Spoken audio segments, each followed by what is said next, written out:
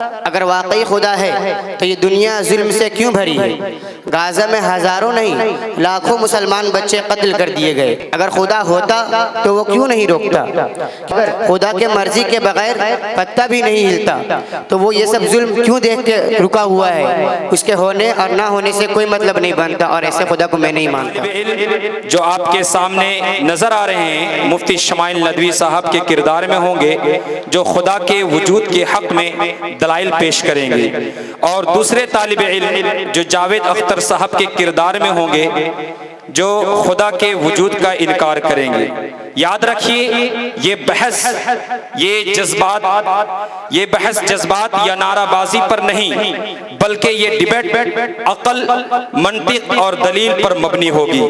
तो लीजिए सबसे पहले खुदा के वजूद के हामी मोहम्मद जुनैद सल्लल्लाहु जो मुफ्ती शमाइल नदवी साहब के किरदार में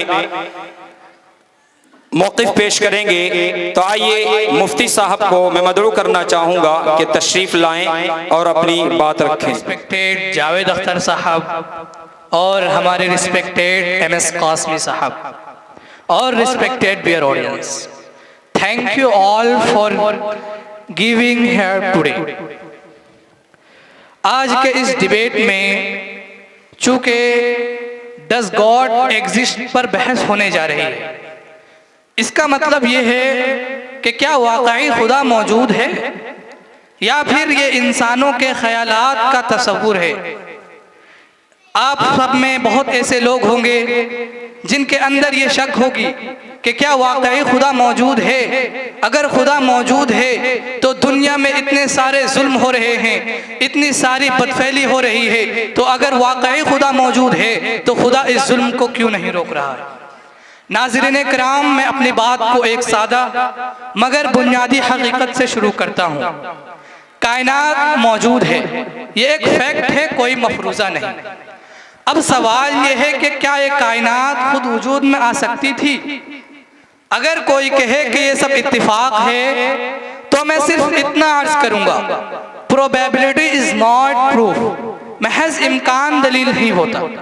अगर जावेद अख्तर साहब कहें कि हो सकता है कि ये कायनात खुद बन गई हो, तो जावेद अख्तर साहब का कहना हो सकता है, ये हो सकता है कहना, ये किसी हकीकत को साबित नहीं करता।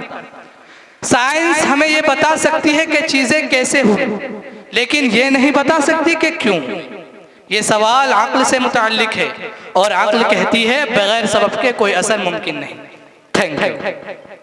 अब मैं जावेद अख्तर साहब से गुजारिश करता हूं कि वो तशरीफ़ लाएं और अपने मौक़िफ़ पेश करें। जावेद अख्तर साहब, आपके पास सिर्फ 2 मिनट का समय है।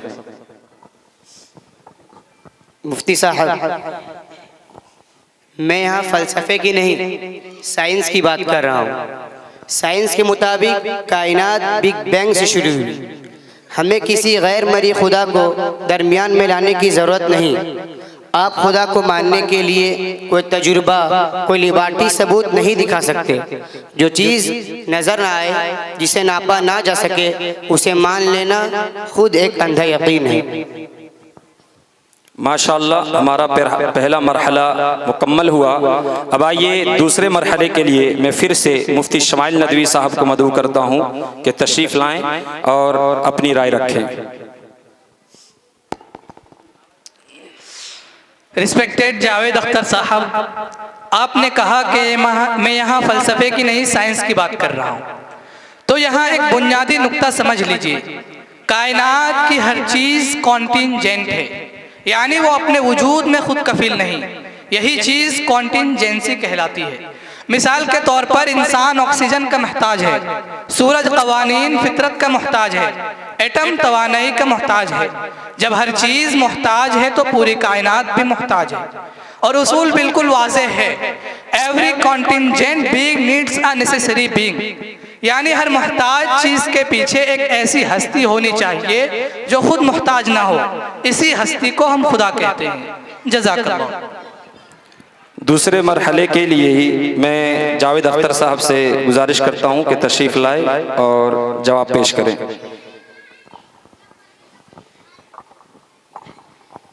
देखिए मुफ्ती साहब, मैं ईमानदारी से अर्ज़ कर दूं कि कॉन्टिंजेंसी क्या है। मुझे तो ये लफ्ज़ ही समझ में नहीं आया। आप अंग्रेज़ी अल्फाज इस्तेमाल करके बात को पेचीदा बना रहे हैं। अगर आपके पास कोई सादा दलील है तो उर्दू में बताइए। और वैसे भी ये सब फलसफाना बातें हैं, साइंस इनको तस्लीम नहीं करती। यहाँ पर हमारा दूसरा मरहला समाप्त होता है। अब मैं तीसरे राउंड की तरफ आप हजरात को लेकर जाता हूँ। मैं फिर से मुफ्ती शमाइल नदवी साहब से गुजारिश करता हूँ कि तशरीफ़ लाएं और अपनी बात रखें, और जो आप मुश्किल अल्फाज बोलते हैं उसको हिंदी और सरल भाषा में समझा दिया करें। बहुत अच्छा सवाल हमारे रिस्पेक्टेड जावेद अख्तर साहब का। देखिए जावेद भाई, कॉन्टिंजेंट का मतलब है जो खुद से कायम ना हुआ हो बल्कि किसी और के सहारे हो। अब आप ही गौर कीजिए, अगर कायनात की हर चीज़ किसी के सहारे है, कि अगर कायनात की हर चीज़ किसी के सहारे है तो कायनात भी किसी के सहारे है।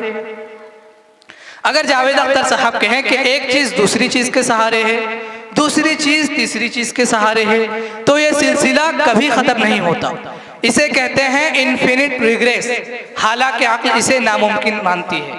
इसीलिए अक्ल कहती है एक फर्स्ट काउज होना ज़रूरी है, एक ऐसी हस्ती जो सेल्फ एग्जिस्टिंग हो और सबको वजूद दे, वही खुदा है। Thank you. जावेद अख्तर साहब, आप क्या जवाब देंगे, क्या दलाइल पेश करेंगे? ज़रूर अपनी राय रखें। लेकिन मुफ्ती साहब, मेरा ये सवाल है कि खुदा हमें नज़र क्यों नहीं आता? न किसी ने खुदा को देखा है। तो जब तक कोई चीज़, कोई बात साइंसी तौर पर प्रूफ और साबित ना हो, मैं उसे मानने को तैयार नहीं। इसी तरह अगर वाकई खुदा है तो ये दुनिया जुल्म से क्यों भरी है? गाज़ा में हज़ारों नहीं लाखों मुसलमान बच्चे कत्ल कर दिए गए। कहीं औरतों पर जुल्म हो रहा है, कहीं नस्ल कुशी, कहीं जंगे। अगर खुदा होता तो वो क्यों नहीं रोकता?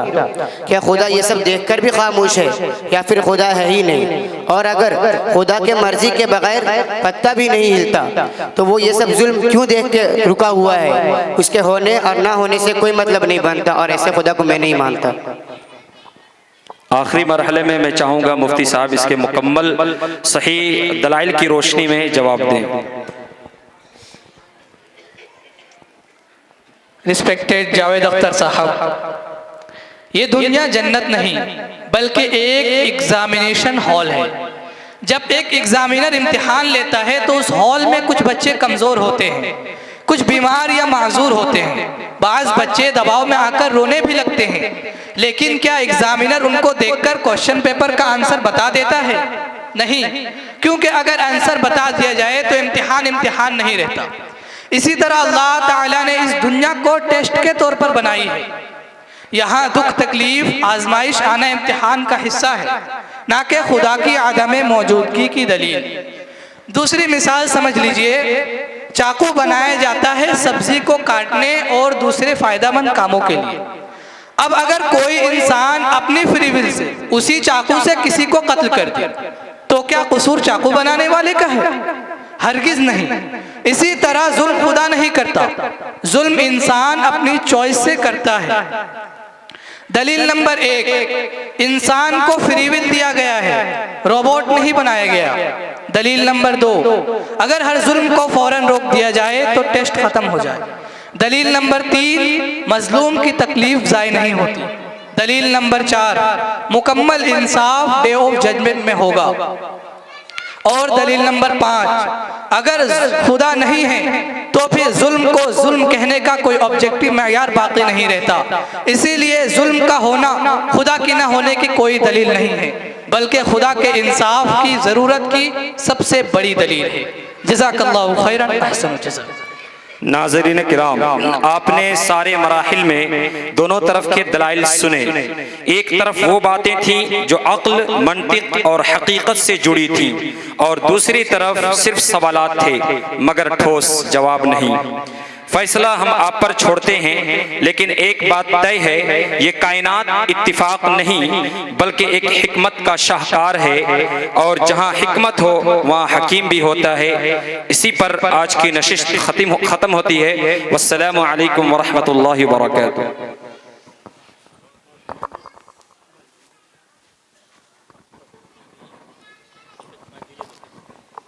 मुअज़्ज़ज़ सामईन, ये मुकालमा आपने सुना जो अभी पूरी दुनिया में मशहूर है और हमारे मदरसा के बच्चों ने इसको अदा करने की कोशिश की। मुकालमा और जो ड्रामा पेश किया जाता है इसमें बच्चे रोल अदा करते हैं। जावेद अख्तर का रोल तौफीक सल्लमऊ अदा कर रहे थे। इन्होंने रोल के दरमियान कहा कि मैं खुदा को नहीं मानता। रोल अदा किया जा रहा है, लेकिन जब हमने दारुल में सीखा है कि जब हमारा मुकालमा ख़त्म होता था, मुनाजरा ख़त्म होता था, तो हम अपनी बात से रुजू करते थे और ये कहते थे कि जितनी बातें हमने कही हैं उससे हम अपनी बातों से रुजू करते हैं। आप ये कहें कि मैं भी खुदा को मानता हूँ जैसे पूरी दुनिया तस्लीम करती है। मैंने जितनी बातें अभी कही मैं उन सबसे रुजू करता हूँ। मैं अल्लाह पर यकीन रखता हूँ और अल्लाह के रसूल पे यकीन रखता हूँ। माशाअल्लाह।